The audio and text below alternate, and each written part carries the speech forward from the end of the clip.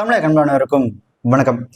விஜய் கட்சி ஆரம்பிச்சதுல அவர் ஜெயிக்கிறாரோ தோக்குறாரோ அது secondary. But Vijay கட்சி ஆரம்பிச்சதுல இந்த நாட்டு மக்களுக்கு நடந்த ஒரு மிகப்பெரிய நல்ல விஷயம் எதுன்னு பார்த்தீங்கன்னா, இந்த சீமானோட கட்சி, இந்த நாம் தமிழர் கட்சியில் இருக்கக்கூடியவங்களாம் எப்பேற்பட்ட ஒரு பாலியல் வன்கொடுமை பண்ற ஒரு எச்ச பொறுக்கிங்க அப்படின்றது இந்த நாட்டு மக்களுக்கு நாளுக்கு நாள் தெரிஞ்சுட்டே வருது. ஸோ அது விஜய் கட்சி ஆரம்பிச்சதுனால இந்த சமூகத்தில் நடந்த ஒரு மிகப்பெரிய ஒரு நல்ல விஷயம். பணக்காரனா இருக்கிறது எனக்கு பிரச்சனை இல்லை, நகை போட்டுக்கிறது, தங்க டாக்டர் உட்கார்றதுலாம் எனக்கு பிரச்சனை இல்லை. ஃபிகர்களோட இருக்கு, அதுதான் எனக்கு வெறுப்பா இருக்கு. நல்ல நல்ல ஃபிகரா இருக்கு, அது வெள்ளக்கார ஃபிகர்களா வச்சிருக்கா, அதுதான் வெறுப்பா இருக்கு. நான் பல தடவை சொல்லியிருக்கேன், டே சீமான நம்பாதீங்கடா, ஒரு அரசியல் புரோக்கர்ரா, அரசியல் லாபத்துக்காக தன்னோட வருமானத்துக்காக என்ன வேணாலும் பண்ணுவான்டா, நம்பாதீங்கடா அப்படின்னு நான் பல தடவை சொல்லியும் இங்க நிறைய பேர் நம்பல. ஆனா இப்போ அவனுங்களே ஆமா நாங்க ஒரு அரசியல் புரோக்கர் தான் அப்படின்றத நாளுக்கு நாள் நிரூபிச்சுட்டே வரானுங்க. தேர்தல் நெருங்க இத்தனை நாள் அவனுக்கு என்ன சொல்றாங்க, தமிழ் தேசியத்தை வைத்து இந்த திராவிட சித்தாந்தத்தை நாங்கள் உடைத்து நொறுக்குவோம் அப்படின்னு சொல்லிட்டு இருந்தவனுங்க இப்ப தேர்தல் நெருங்க ஸ்டாலின் எவ்வளவு நல்லவர் தெரியுமா, அவரே ஒரு நல்ல ஆட்சி தான் கொடுக்குறாரு, நீங்க டிஎம்கே கூட ஓட்டு போட்டுருங்க ஆனா டிவிகே போடாதீங்க அப்படின்னு டிஎம்கே கிட்ட எச்ச பொறுக்கி வாங்கி தின்ன இந்த எலும்பு துண்டுக்காக அந்த டிஎம்கேக்கு விசுவாசமா இன்னைக்கு டிஎம்கே கூட நீங்க ஓட்டு போடுங்க தப்பு இல்லைன்ற அளவுக்கு அவனுங்க பேச ஆரம்பிச்சிட்டானுங்க. ஸோ அவனுங்க இந்த தமிழ் தேசியம், இந்த தமிழ் மக்கள், இந்த மக்களுக்காக அதெல்லாம் சும்மா உருட்டு. நக்கவே ஆயிடுச்சு, நாய்க்கு குடியாரங்காலும் குஷ்டரோகிகாலம் தெரியாது, நக்கிட்டு போயிடும். அதுக்கு ஒரு பிரச்சனையும் கிடையாது. எச்சி சோறு திங்கிறது ஆயிடுச்சுன்னா எந்த வீட்டுல கூட 2 எலும்புமோ அங்கே வாழாக்கிடும். அவனை பொறுத்த வரைக்கும் இந்த எலெக்ஷனை வச்சு எப்படியா சம்பாரிச்சு செட்டில் ஆகணுன்றது மட்டும்தான். இந்த ஊர்ல திருவிழா எல்லாம் போட்டாங்கன்னா, ஐயா ஊர்ல திருவிழா வந்துருச்சு, இன்னைக்கு கடையை போட்டு நல்லா சம்பாரிச்சிட வேண்டியதான் இதை சாக்கா வச்சு அப்படின்னு ஒண்ணு இருக்கும்ல. இவெல்லாம் அந்த கேட்டகரி தான். எலெக்ஷன் வந்தா போகுது, சின்ராசை கையிலேயே பிடிக்க முடியாது. ஆளுங்கட்சி கிட்ட இல்ல ஏதோ ஒரு பெரிய கட்சி கிட்ட அமௌண்ட்டை வாங்கிட்டு அந்த கட்சிக்கு எதிராக யார் இருக்காங்களோ அவங்களுக்கு எதிராக இவன் பேசி அந்த கட்சியை மறைமுகமா சப்போர்ட் பண்ணி எலும்பு பொறுக்கி தின்ற ஒரு ஒரு அரசியல் புரோக்கர் தான் இவனு. அரசியல் புரோக்கர் அப்படின்னு சொல்றதை விட இவனுங்களை டீசென்டா எல்லாம் ஹேண்டில் பண்றதே வேஸ்ட். இவனுங்க ஸ்டைல்ல தான் ஹேண்டில் பண்ணும். பொதுவா ஒரு அரசியல் கட்சி வச்சிருக்கிறவங்க, ஒரு சின்ன கட்சியோ பெரிய கட்சியோ, ஒரு அரசியல் கட்சி வச்சிருக்கவங்க என்ன பண்ணுவாங்க அப்படின்னா, இந்த எலெக்ஷன்ல நான் இந்த கட்சி கூட கூட்டணி வச்சிருக்கேன் அப்படின்னு சொல்லி அந்த கட்சி கூட கூட்டணி வச்சிருப்பாங்க. அப்படின்னா இந்த எலெக்ஷன்ல நான் வந்துட்டு அந்த கட்சிக்கு ஆதரவு தெரிவிக்கிறேன், கூட்டணியில ஆதரவு தெரிவிக்கிறேன் அப்படின்னா, அதாவது ஒண்ணு ஒய்ஃபா இருப்பாங்க இல்ல செகண்ட் ஒய்ஃபா இருப்பாங்க. இவன் வந்துட்டு இந்த கீப்பா இருப்பாங்கல்ல, அந்த கீப்பு கூட கிடையாது. இந்த சீசன் வந்து சம்பாரிச்சு போடாம பத்தி அந்த மாதிரிதான் இந்த சீமான் கட்சி, இந்த நாம் தமிழர் கட்சி. இவனுங்க எப்படின்னா போன சீசனுக்கு ஒரு கட்சிக்கு ஆதரவு தெரிவிச்சிருப்பானுங்க, இந்த சீசனுக்கு ஒரு கட்சிக்கு ஆதரவு தெரிவிச்சிருப்பானுங்க. ஸோ இந்த மாதிரி ஒவ்வொரு எலெக்ஷன் அப்பையும் சீசனுக்கு ஏற்ற மாதிரி தன்னை மாத்திக்கிட்டு தன் கட்சியை வித்துக்கிட்டு ஒரு விபச்சாரம் மாதிரி அவன் கட்சியை வழிநடத்திட்டு போறதா இந்த நாம் தமிழரோட ஒரு மிகப்பெரிய ஒரு கொள்கை. அதுக்கு உதாரணம் தான் இன்னைக்கு இவனுங்க வாயாலேயே நீங்க டிஎம்கே கூட ஓட்டு போடுங்க அப்படின்னு அவனுக்கு சொல்றது. ஸோ இத்தனை நாளா அவனுங்க சொல்லிட்டு இருந்தாங்களே, நாங்கள் தமிழ் தேசியம், திராவிடத்தை ஒழிப்போம், திராவிடத்தை அழிப்போம் சொல்லிட்டு இருந்துட்டு இன்னைக்கு நீங்க டிஎம்கே கூட ஓட்டு போடுங்க ஆனா டிவிகேக்கு போடாதீங்கன்னு சொல்றது இருக்குல்ல, அதுதான் அவன் பண்ற இந்த அரசியல் விபச்சாரம் அப்படின்றது. பெரியவர்கள் எல்லாருமே என் மேல அன்பு கொண்டவர்கள், நான் அவங்க மேல பெரிய மதிப்பு கொண்டவர்கள். அப்ப எனக்கு என்னுடைய தனிப்பட்ட இதில் எங்கள் ஐயா துரைமுருகன், எங்கள் ஐயா டிஆர் பாலு, எங்கள் அண்ணன் ஆ ராஜா, எங்கள் அண்ணன் சிவா, திருச்சி சிவா, எல்லார் மேலேயும் எனக்கு பேரன்பு உண்டு. அது என் கட்சி, அது என் கட்சி, என் சொந்தக்காரன் கட்சி. அதில் வந்து பங்காளி, ஆமாம் பங்காளிகள், அதில் ஒன்றும் இல்லை. இது எனக்கும் முதல்வருக்கும் சண்டை நடக்குதுன்னா இது அண்ணன் தம்பி சண்டை, இது பங்காளி சண்டை, அப்படித்தான். எனக்கு தனிப்பட்ட முறையில் சின்ன வயதுலேருந்து நேசித்தவன் நான் வந்து எங்கள் ஐயா துரைமுருகன், டிஆர் பாலு எல்லாம் இப்போவும் வந்து என் மேலே அளவு கடந்து அனுபவிச்சிருப்பாங்க, பேசுவாங்க. இல்லை குறிப்பாக எங்கள் அண்ணன் சிவா, ஆ ராஜா போல் அறிஞர்கள்லாம் அந்த கட்சியில் இருக்கிறது வந்துருது அரிதிலும் அரிதான வாய்ப்பு தானே. இன்னொன்று, இந்த டிவிகே கட்சியோட ஒரு பிராண்ட் அம்பாசிடர் யாரு அப்படின்னு பார்த்தீங்கன்னா அது இந்த சீமானோட கூட்டம் தான்.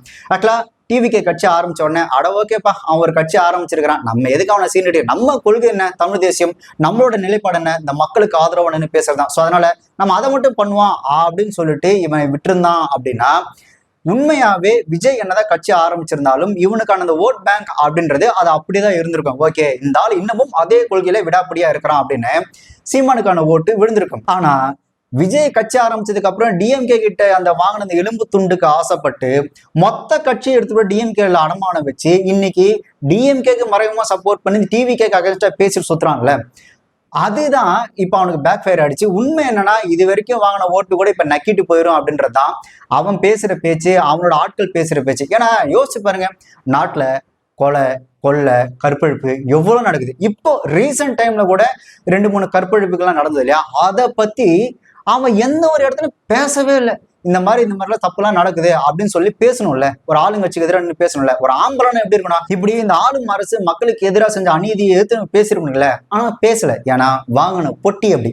இவன் கம்பெனியோட இந்த எலெக்ஷன் ப்ராஜெக்ட் என்ன, டிஎம்கேக்கு எந்த ஒரு ஓட்டும் சிந்தாம சிதறாம பிரியாம இருக்கிறதுக்காக டிவிகேக்கு அகைன்ஸ்டா நம்ம கேன்வாஸ் பண்ணுவோம், டிவிகேக்கு அகைன்ஸ்டா நம்ம பேசுவோம் அப்படின்றதான் இவனோட அந்த நாம் தமிழர் கட்சி கம்பெனி இருக்கலாம், அந்த கம்பெனியோட இந்த எலெக்ஷனுக்கான ப்ராஜெக்ட். ஸோ அந்த ப்ராஜெக்ட் அவன் பண்றதுனால முக்கியமா இப்ப சமீபத்தில் நடந்த இந்த குற்றங்களுக்கு எதுக்குமே டிஎம்கேக்கு எதிராக பேசாம இவன் சொம்படிச்சது காரணமே அவன் ப்ராஜெக்ட். அதான் இப்போதைக்கு எனக்கு ஒன்றும் சொல்ல தோணலை. தம்பி செந்தில் பாலாஜி எனக்கு ரொம்ப நெருக்கம், நாங்கள் அண்ணன் தம்பி உறவினர் மாதிரி பழகிய ஆட்கள். அவருக்கு வந்து கட்சி அரசியலை தாண்டி ஒரு உறவு இருக்கு. இந்த நாம் தமிழர் கட்சியில இருக்கிறவங்க நாங்கெல்லாம் கொள்கைவாதிகள், எங்களுக்கு கொள்கை தான் முக்கியம், தமிழ் தேசம் முக்கியம் அப்படின்னு சொல்லிட்டு இன்னைக்கு நாளொரு மேடை பொழுதொரு நாளுமா பாத்தீங்கன்னா டிவிகே அப்படின்னு எங்க போனாலும் டிவிகேன்னு. ஆனா அவன் கொள்கை என்னடான்னா, இப்ப அவன் முழு நேர கொள்கை என்னவா இருக்குன்னா டிவிகேவை எதிர்க்கிறது. ஏன்டா டிவிகேவை எதிர்க்கிற, அதெல்லாம் எனக்கு தெரியாது, எங்க அண்ணன் எதிர்க்கிற, அதனால நான் கேட்டுக்கிறேன். டேய் ஒன்ன 50 ரூபா கொடுத்தா அம்மனமா ஓடுவான், 1 லட்ச ரூபா கொடுத்தா ரோட்ல கிடக்குற என்ன வேணாலும் எடுத்து தின்றுவான்டா. அவன் அந்த மாதிரி ஒரு கேட்டகரி. நீ அவன் எதுக்குறான்னு சொல்லி எதுக்குறிய, எனக்கு அதுதான் உண்மையிலே புரியல. எதுக்கு எதிர்க்கிறோம், ஏன் எதிர்க்கிறோம், நம்மளோட கொள்கை என்ன, நம்ம எதுக்காக அந்த அரசியல் ஆரம்பிச்சோம், மக்களுக்கான தேவை என்ன, அதை பத்தி எதையும் யோசிக்காம அந்த பைத்தியக்கார எதிர்க்க நீயும் பைத்தியக்காரத்தனமா எதுக்குறிய. இன்னும் கொஞ்ச நாள்ல ஒன்னும் பைத்தியம் ஆடுவான். இந்த குணா படத்துல வந்துட்டு கமல் சுத்தூர்ல அபிராமின்ற மாதிரி இவன் இன்னும் கொஞ்ச நாள் பார்த்தீங்கன்னா விஜய்ன்னு சொல்லிட்டு டிவிகேன்னு அவன் பைத்தியமாக தான் போறான். ஏன்னா ஒவ்வொரு ஏரியாவுக்கு போய் கேன்வாஸ் பண்ணும்போது அந்த ஏரியால இருக்கக்கூடிய அடிப்படை பிரச்சனை பத்தி அவன் பேசுறதே கிடையாதுடா. ஒன்னே வந்து விஜய் இதை சொன்னாரு, விஜய் அதை சொன்னாரு. நீ எதுக்கு கட்சி ஆரம்பிச்ச, எதுக்கு இப்ப இந்த மாதிரி பேசிட்டு இருக்கிறன்னு உனக்கும் புரியல. நீ இந்த மாதிரி பைத்தியகாரத்தனமா பேசுறே, ஏன்டா பைத்தியகார மாதிரி பேசுறான்னு உன் தம்பிங்களும் உன்னை கேள்வி கேட்கறது இல்ல. சரி ஓகே, உன் வளர்ப்பு அப்படிதானே இருக்கும்.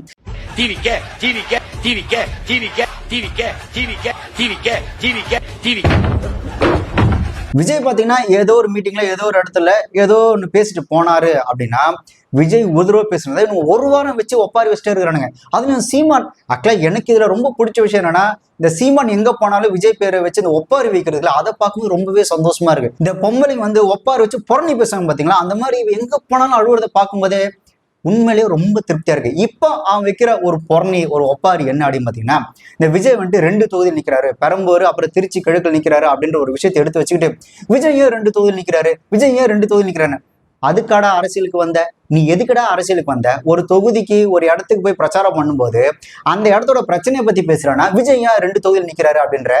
டே அது அவன் கட்சிடா, அவன் கட்சி, அவன் தொகுதி, அவன் எங்க வேணாலும் நிக்கிறான், உனக்கு என்ன மாதிரி பிரச்சனை.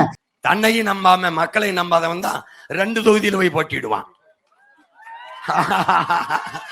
ஆனா வசனம் பேசுறது, நான் மாஸ், நான் பிளாஸ்ட், நான் உச்சம், என்ன எச்சம், என்னடா பெரிய ஹீரோனா தனிச்சு நிக்கணும்டா, ஒரே தொகுதியில நிக்கணும்டா, கான்பிடன்ட் வேணும்டா, நம்பிக்கையோடு இருங்க நம்ம வெல்லுவோம் அப்படின்னு. உனக்கே நம்பிக்கை இல்ல, எதுக்கு 2 தொகுதியில் போய் நிக்கிற? எனக்கு நேர்மை இருக்கு, உள்ளத்துல நேர்மை இருக்கு, தூய்மை இருக்கு, துணிஞ்சு தனிச்சு நிக்கிறேன். 100 விழுக்காடைய மண்ணைய மக்களை காதலிக்கிறேன், நம்புறேன். ஒரு அரசியல் தலைவர் 2 தொகுதியில் நிக்க கூடாது அப்படின்னு சட்டத்துல ஏதாவது இருக்கா? சட்டத்துல இடம் இருக்கு, அதனால 2 தொகுதியில நிக்கிறாப்ல, அதுல உனக்கு என்னடா பிரச்சனை, உன் பிரச்சனை என்னடா? நீ போனியா, நீ கேன்வாசிங் பண்ணியா, மக்களோட பிரச்சனையை பேசினியா, அந்த தொகுதியோட அடிப்படை பிரச்சனையை பத்தி பேசுறா மயிருனா நீ போட்டு விஜய் ஏன் 2 தொகுதியில் நிக்கிற. ஆட அந்த கருமம் பிடிச்ச பிபிசி நியூஸ்ல போயிட்டு விஜய் ஏன் 2 தொகுதியில் நிக்கிறாரு, அவர் வந்துட்டு பயந்துட்டாரு, அவருக்கு வந்துட்டு தைரியம் இல்ல, அவர் மக்களை நம்பல, அவர் நம்பல, அவர் பயந்துட்டாருன்னு பிபிசி நியூஸ்கார் வந்து பார்ப்பான். பார்த்துட்டு ஓ இவன் உண்மையிலேயே ஏதோ பைத்தியக்கார ஜோக்கர் தான் போல, ஏன்டா 2 தொகுதியில் நிக்கிறதுக்கு சட்டத்துல இடம் இருக்கு, அதனால அவன் நிக்கிறான்டா, நீ ஏன்டா அழுவுற, நீ சரியான ஜோக்கர் தான் போல அப்படின்னு அவனே கன்ஃபார்ம் பண்றான் போல. முதல் வந்து இறங்கும் போதே ஒரு பெரிய ஹீரோ, நான் உச்சத்தை விட்டு வந்தேன், நான் தான் எல்லாம், நீ 2 தொகுதியில் நிக்கிற, பெரிய வேல்யூபிள் ஹீரோ, எதுக்கு 2 கான்ஸ்டிடியூஷன்ல போட்டிடுறாரு, அது எப்படி? இதுல இவன் அழுத்தி சொல்றான், எனக்கு நேர்மை இருக்கு, உள்ளத்துல தூய்மை இருக்கு, தனிச்சு நிக்கணும்டா, கான்பிடண்டா இருக்கணும்டா, நீ மக்களையும் நம்பாம உன்னையும் நம்பாம இப்படி 2 தொகுதியில நிக்கிறடா, உனக்குலாம் என்னடா தைரியம் இருக்க, என்ன பாடுறா, நான் தான்டா ஆம்பளை சிங்கண்டா அப்படின்னு சொல்லிட்டு போற இடத்துலலாம் ஒப்பாரி வச்சு புறணு பேசி புலம்பிட்டு இருக்கிறான். இதுல எனக்கு என்னன்னா, இப்ப 2 தொகுதியில நிக்கிற விஜயே தைரியம் இல்லாத ஆளு, அவருக்கு நேர்மை இல்ல தூய்மை இல்லை அப்படின்னா அவன் பேர் என்னடா? அட்ல அவனோட உண்மையான பேர் என்ன? செபாஸ்டியன் சைமன் அருளானந்தம், அதான அவன் பேரு. இப்போ 2 தொகுதியில நிக்கிற விஜய்க்கே நேர்மை இல்லை தூய்மை இல்லை மக்களை நம்பல அப்படின்னா வா உண்மையான பேர் வந்து செபாஸ்டியன் சைமன். வா உண்மையான பேரையே மாத்தி உன்னோட அரசியல் லாபத்துக்காக சைமன் அப்படின்ற பேரை சீமான்னு மாத்தி வச்சிருக்கிறிய. அப்போ உனக்கு தைரியம் இல்ல, உனக்கு நேர்மை இல்ல, உனக்கு மக்கள் மீது நம்பிக்கை இல்லையா? ஒரு ஆம்பளையா இருந்தா எப்படிடா நிக்கணும்? நீ ரொம்ப நேர்மையானவன் தூய்மையானவன் அப்படின்னா உன்னோட இயற்பேர் சைமன் தானே. அப்ப சைமன் அப்படின்ற பேர்லயே அரசியல்வாதியா இருக்க வேண்டியதாடா. நீ என்ன மயிருக்கு இப்ப சைமன்ற பேரை சீமான்னு மாத்தி வச்சிருக்கிற? சரி, இது பரவாயில்ல. எவனாவது அப்பம் பேரை மாத்துவானாடா? உன்னோட அரசியல் லாபத்துக்காக, இந்த அரசியல் எச்ச பழப்பு நடத்தணுன்றதுக்காக ஒப்பம் பேரு செபாஸ்டின். செபாஸ்டின் அப்படின்ற பேரை எங்க நம்மளோட அப்பா பேரு வெளில தெரிஞ்சிட போதோ, தெரிஞ்சா நம்ம ஒரு கிறிஸ்துவர் அப்படின்னு கண்டுபிடிச்சிடணும் அப்படின்றதுக்காக ஒப்பம் பேரையே செபாஸ்டின்ற பேரை செந்தமிழன் அப்படின்னு மாத்திட்டு சுத்துற எச்சக்கால பொறம்போக்கு நீ தைரியத்தை பத்தி பேசுறியா? நீ நேர்மையானவனா? ஏண்டா நீ நேர்மையானவனா இருந்தா, ஆமா எங்க அப்பன் பேர் செபாஸ்டியன் தான், என் பேர் சைமன் தான், நான் கிறிஸ்டின் தான், இதுல எனக்கு எந்த மாற்று கருத்துல எனக்கு எந்த தயக்கமும் இல்லை. நீ என்ன நம்பு, நான் பேசுற கொள்கையை நம்புன்னு தைரியமான ஆம்பளை தான் நிக்க வேண்டாடா. நீயே பொட்டத்தனமா உன்னோட அரசியல் லாபத்துக்காக உங்க ஒப்பம் பேரை மாத்தி உன் பேரை மாத்தி அரசியல்ல நிக்கிற. நீ வந்து விஜய சொல்ற, விஜய்க்கு தைரியம் இல்லை, என்ன மாதிரி நேர்மையானரா அப்படின்னு 2 தொகுதியில நிக்கிறதையே நீ பேசுற அப்படின்னா ஒப்பம் பேரையும் வாம் பேரையும் மாத்திட்டு ஊர் சுத்தி ஊரை ஏமாத்திட்டு இருக்கிற தெரி போருக்கு நீ. அப்ப நீ என்னடா யோகியம்? எங்க அப்பாவோட அப்பா பேரு யாகப்பர். சீமான் வந்து கிறிஸ்தவரா? கிறிஸ்தவர். எப்பவுமே அவர் கிறிஸ்தவர் தான். சீமானுடைய குடும்பத்தில் இருக்கவங்கலாம் குடும்பத்தில் உள்ளவங்க கிறிஸ்தவர்கள் தான். சீமானுடைய தம்பி பேரு என்ன? ஜேம்ஸ். அவரும் கிறிஸ்தவர் இல்லையா?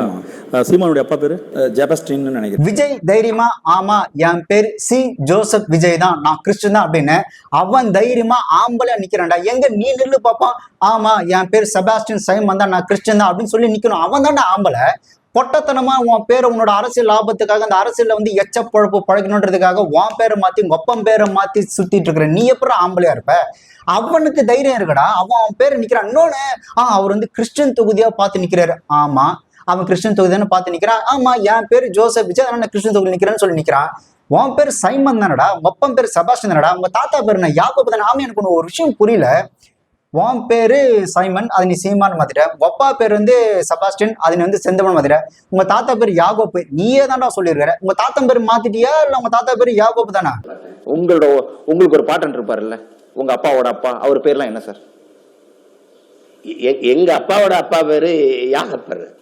எங்க அப்பாவோட அப்பா பேரு யாகப்பர். உன் தம்பி பீட்டர் ஜேம்ஸ் இந்த விரும்பாக்க சர்ச்சு ஃபாதர் தானே. எனக்கு புரியல, நீ வந்து ஒரு கத்தோலிக்க கிறிஸ்தவர், ஒரு கத்தோலிக்க கிறிஸ்தவர் பரம்பரையிலிருந்து வந்து உங்க தாத்தா பேர் யாகோப்பு, உங்க அப்பா பேர் வந்து செபாஸ்டியன், உன் பேர் வந்து சைமன், உன் தம்பி பேர் வந்து பீட்டர் ஜேம்ஸ், உன் தம்பி ஒரு சர்ச் ஃபாதரா இருக்கிறாப்புல. இந்த அடையாளம் எல்லாத்தையும் மறைச்சிட்டு பொட்டத்தனமா நீ உன்னோட அரசியல் எச்ச பொழப்புக்காக ஊரை ஏமாத்திட்டு தெரிஞ்சிட்டு இருக்கிற. ஆனா நீ தைரியத்தை பத்தி பேசுற. அதனடா நான் தைரியமானவன் நேர்மையானவன் தூய்மையானவன் அப்படின்ற. எது இந்த விஜயலட்சுமி கேஸ்ல வந்து வலசராக்க ஸ்டேஷன்ல உன்னை விசாரணைக்கு அழைச்சதுக்காகவே உடனே நைட் வந்து வாட்ஸ்அப் குரூப்ல உங்களோட இந்த நாம் தமிழர் கட்சி வாட்ஸ்அப் குரூப்லாம் வந்துட்டு அண்ணன் இந்த மாதிரி விசாரணைக்கு அழைக்கிறாங்க, தம்பிகள் என்னோட தயவு செஞ்சு வரவும் அப்படின்னு சொல்லிட்டு எங்க உள்ள ஸ்டேஷனை வச்சு கும்மிர போறாங்க அப்படின்றதுக்காக ஒப்பாரி வச்சு அடுத்த நாள் ஒரு கூட்டம் சேர்த்துட்டு ஸ்டேஷனுக்கு போனீங்க. அந்த தைரியமா? என் உயிருக்கினிய நாம் தமிழர் உறவுகள் அனைவருக்கும் என் அன்பு வணக்கம். நாளை 18ஆம் தேதி திங்கட்கிழமை காலை சரியாக 11 மணிக்கு வலசரவாக்கம் காவல் நிலையத்தில் எனக்கு அனுப்பப்பட்ட அழைப்பானையை ஏற்று அதற்கு விளக்கம் கொடுப்பதற்காக நான் செல்ல இருக்கிறேன்.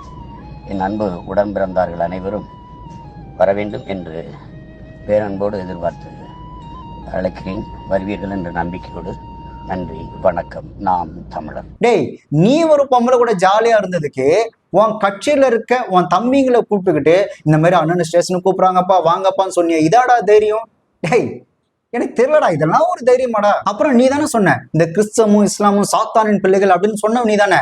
நாம நினைச்சுக்கிட்டு இருக்கோம் இஸ்லாத்து கிறிஸ்தவத்தை தேவனின் பிள்ளைகள், அது சாத்தானின் குழந்தைகளா மாறி பல ஆண்டுகள் ஆயிடுச்சு. இந்த கிறிஸ்தவம் இஸ்லாமும் சாத்தானின் பிள்ளைகள்னு சொன்னியா, அந்த கிறிஸ்தவம்ல நீ தான் கத்தோலிக்க குரூப் ஆச்சே.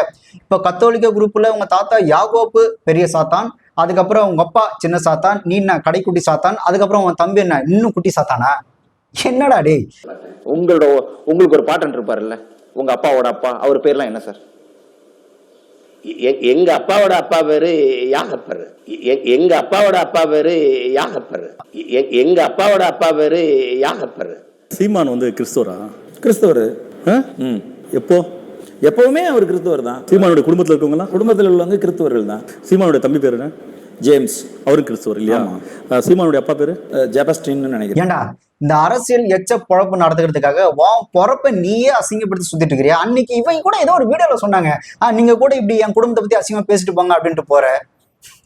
நீ எல்லாம் ஒரு ஆளு மயிறு, உன்னெல்லாம் எப்படா இப்படி ஒரு ஈனப்பிரிவா இருக்கிற? நீங்க எங்களை ஏத்து பேசுங்க, எங்க ஆத்தால பண்ண பேசிட்டு போங்க, அங்கிட்டு போய் பேசிட்டு போங்க. உனக்கு நான் சொல்றது, நீ அடிக்கடி சொல்லுவல நல்ல அப்பனுக்கும் ஆத்தாளுக்கும். ஆமா, நீ இன்னொரு வீடியோல சொல்லுந்தல தமிழ் பேர் வைக்கிறோம்டா, அவன் தான்டா நல்ல அப்பனுக்கும் ஆத்தாளுக்கும் பிறந்தவன். உங்க அப்பாவும் உங்க அம்மாவும் உனக்கு சைமன் அப்படின்னு வச்சிருக்காங்க, உன் தம்பி கண்டு பீட்டர் ஜேம்ஸ்னு வச்சிருக்காங்களே.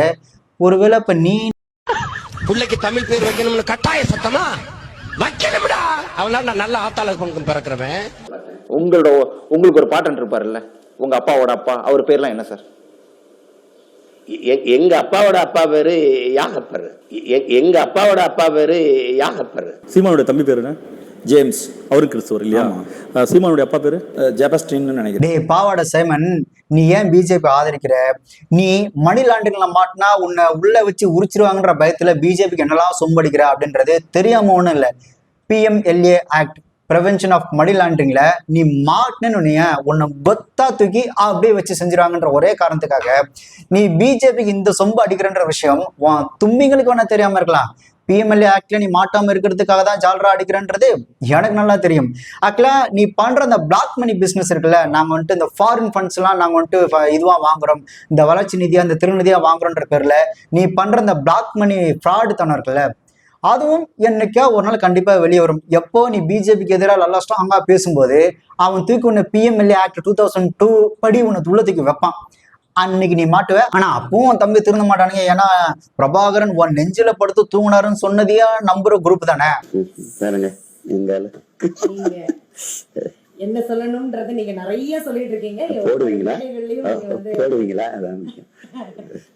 அவரு என்ன பண்ணுவாருன்னா, அவரு காலை நேரங்கள் அல்லது அதுல வந்து அவரு நெஞ்சில படுத்தே தூங்குவாரு. என் நெஞ்சில போய் அதை தவற விடுவேன். அது வந்து கொஞ்சம் கஷ்டம் தான். அப்புறம் இந்த தமிழ் தேசம் அப்படின்ற பேர்ல நான் முதல்வரானால் இதை ஆட்டிடுவேன், இதை பிடிங்கிடுவேன் அப்படின்னு நீ சொல்றதை நம்பி உன் தம்மை ஏமாந்துட்டு இருக்காங்களே.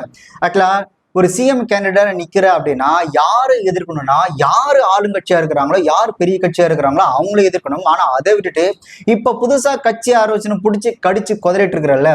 சோ என்னடா இவன் பைத்தியகாரத்தனமா வந்துட்டு சிஎம் ஆகணுன்ற ஆசையில இருக்கிறவன் இந்த ஆளுங்க கட்சியை தானே எதிர்க்கணும், இந்த ஏன் புதுசா கட்சி ஆரம்பிச்சுன்னு பார்த்து குலைச்சிட்டு இருக்கிறான் அப்படின்ற அறிவு கூட இல்லாத உன் தம்பிங்க இருக்கிறானுங்களே. இப்போ நீ ஒவ்வொரு இடத்துல போய் பேசும்போது டிவிக்கு எதிராக பேசுறாள். எங்க நீயோ இல்ல உன் கூட இருக்கணும்ல தைரியமான ஆம்பளைங்களா இருந்தா 234 தொகுதியில ஏதாவது ஒரு தொகுதியில எங்களை விட டிவிக்கே ஒரு வாக்கு அதிகமாகிடுச்சு அப்படின்னா நான் அந்த அரசியல் விட்டே போயிடுறேன் அப்படின்னு உனக்கு தைரியம் இருந்தா சொல்லு பார்ப்போம். உன்னால சொல்ல முடியாது. ஏன்னா ஆக்சுவலா இன்டெலிஜென்ட் ரிப்போர்ட்ஸ் படி கள நிலவரம் என்ன அப்படின்றது உனக்கு நல்லாவே தெரியும். இந்த கள நிலவரத்தை தெரிஞ்சதுனாலதான் நீ டிவிக்கே பிடிச்சு கடிச்சு குதறிட்டு இருக்குன்றதும் நல்லா தெரியும்.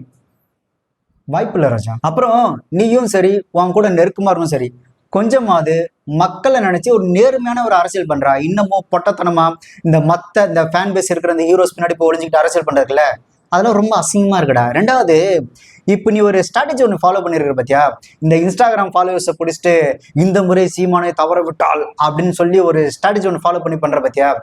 இது உனக்கும் டிஎம்கேக்கு என்னடா வித்தியாசம்? இந்த டிஎம்கே வந்துட்டு ஒரு கேம்பெயின் ஒன்று பண்ணிருந்தாங்க, 1 லட்சம் சேரை போட்டு உள்ள இடம் இல்லாம 1 லட்சம் பேர் வெளியின கதை தெரியுமா அப்படின்னு சொல்லி சமீபத்தில் வந்துட்டு டிஎம்கேக்கு ஆதரவு வந்துட்டு இந்த இன்ஸ்டா இன்ஃபுளுன்ஸ் எல்லாம் வீடியோ போட்டிருந்தாங்களே கேம்பெயின் மாதிரி. இப்போ அதே ஸ்ட்ராட்டஜியை இந்த பண்ணோட ஃபாலோ பண்ணிட்டு இருக்கிறான். இந்த முறை சீமானை தவற விட்டால் அப்படின்னு போட்டு இந்த டிஎம்கேவா டிவிகேவான்னு போட்டு இந்த ஊர்ல உனக்கு ஒரு மேடை அப்படின்ல அக்ல என்னன்னா, இந்த முறை சீமானை தவற விட்டால் இழப்பு அவருக்கல்ல அப்படின்ற அந்த வார்த்தையும் ஊர்ல உனக்கு ஒரு மேடை அப்படின்ற பாட்டை இந்த ரெண்டையும் வச்சு இன்ஸ்டா இன்ஃபுளுன்ஸ் காசை கொடுத்து வீடியோ பண்ற எச்ச புறம்போக்கு நீ எல்லாம் நேர்மையை பத்தி பேசலாமா? காமெடியா இருக்கணும் நினைச்சான். அப்புறம் இந்த ஒவ்வொரு தொகுதி பிரச்சாரத்துக்கு போகும்போது இந்த மக்கள் வந்துட்டு அவங்களா தன்னெழுச்சியா வந்து இந்த உண்டியில இருக்கிற காசெல்லாம் தராங்க, இந்த கட்டுக்கட்டா காசு தராங்கன்னு ஒண்ணு பண்ணிட்டு இருக்காங்கல்ல, அதுவுமே செட்டப் தான். இது அவனே செட் பண்ணி அவனையும் கொடுக்க வைக்கிறதா. அதை போயிட்டு எனக்கு உண்மை நம்பிட்டு இருக்கிறானுங்க. என்ன ஆச்சு அப்படின்னா, இவங்க இந்த எலெக்ஷன் திருநிதி கலெக்ஷன் பண்றதுக்காக இந்த வீடியோ எல்லாம் சொன்னார்ல, இந்த எலெக்ஷனுக்கு வந்துட்டு திருநிதி தாருங்கள் அப்படின்னு, அதுக்கு பெருசா ஃபண்ட்ஸ் வரல அப்படின்றதுக்காக இவனே என்ன பண்ணிட்டான் அப்படின்னா, அவங்கள ரொம்ப நெருக்கமா இருக்க ஆளுங்கிட்ட இவனே காசை கொடுத்து, நான் பிரச்சாரத்துக்கு வரேன், நான் பேசுற மாதிரி பேசுறேன், அந்த நேரம் பார்த்து நீங்க காசு கொடுக்குற மாதிரி கொடுங்க, அதை நான் வாங்கி வைக்கிற மாதிரி வாங்கி வச்சுக்கிறேன்னு ஆக்சுவலா இதை ஒரு ஸ்ட்ராட்டஜியா அந்த பன்னாடை ஃபாலோ பண்றான். நீங்க நல்லா யோசிச்சு பாருங்க, ஒரு தொகுதியில நீங்க பிரச்சாரத்துக்கு போனீங்கன்னா, இந்த தொகுதியில இந்த பிரச்சனை இருக்கு, இதை நாங்க எழுதியிருக்கோம், அண்ணே இதெல்லாம் கொஞ்சம் பாருங்க, இதை பத்தி எல்லாம் பேசுங்கன்னு சொல்லி கொடுக்குறதா பார்த்திருப்பேன். அது இவனே செட் பண்ணதான். இந்த மாதிரி கொடுத்தோம் அப்படின்னா போகும்போது இதை பார்த்த 4 பேர் நமக்கு உண்மை நம்பி நிறைய பேர் காசு கொடுப்பாங்க அப்படின்னு இதை ஒரு ஸ்ட்ராட்டஜியா அந்த பன்னாடை பண்ணிட்டு இருக்கிறான். ஆனா மக்களை எந்த அளவுக்குலாம் ஏமாத்த முடியுமோ, பெரிய பெரிய இந்த MLM கம்பெனிலாம் இருக்குல்ல, அவனுங்களாம் உன்ட்ட பிச்சை எடுக்கணும்டா. எப்படிலாம் மக்களை ஏமாத்தி சுரண்டி சம்பாதிக்கலான்ற எல்லா ட்ரிக்கையும் நீ ஃபாலோ பண்ற பத்தியா, அங்க நிக்கிற நீ. அப்புறம் விஜய் ஒரு தொகுதி நிக்கிறாப்லையோ 2 தொகுதி நிக்கிறாப்லையோ, ஆனா உன்ன மாதிரி அரசியல் எச்ச லாபத்துக்காக சொந்த பேரையை மாத்திட்டு உங்க அப்பனோட சொந்த பேரையை மாத்திக்கிட்டு ஊரை ஏமாத்தாம தைரியமா இதான் என் பேரு, இதான் என் அடையாளம் அப்படின்னு நிக்கிறான்ல.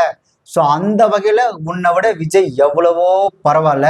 உனக்கு வான் ஸ்டைல்லே சொல்லணும் அப்படின்னா, நீ ஒரு நல்ல அப்பனுக்கும் ஆத்தாளுக்கும் பிறந்திருந்த அப்படின்னா, உன் உடம்புல நல்ல ரத்தம் ஓடிச்சு அப்படின்னா, ஆமா நான் கிறிஸ்டியன் தான், எங்க அப்பன் பேரு செபாஸ்டியன் தான், என் பேர் சைமன் தான் அப்படின்னு உன்னோட உண்மையான அடையாளத்தை வச்சு போய் வாக்கு கேளு.